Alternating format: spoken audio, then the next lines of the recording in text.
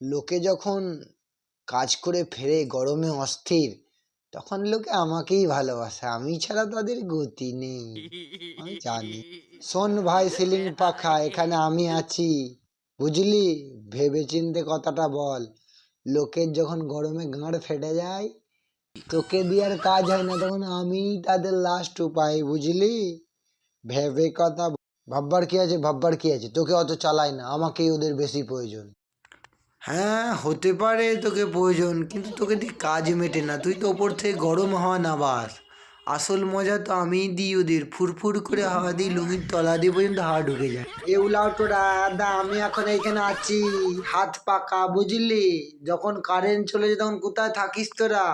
তখন তো পুরোপুরি জাম, আর এক পাকও ঘুরিস না, বুঝলি?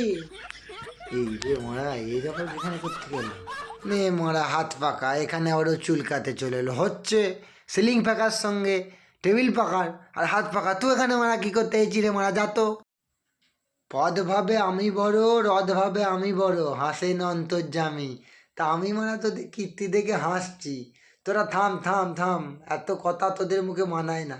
আর কারেন্ট অফ হয়ে গেলি তো ব্যাস, তোদের একদম কায়দা শেষ, আর কোনো কাজ হবে না।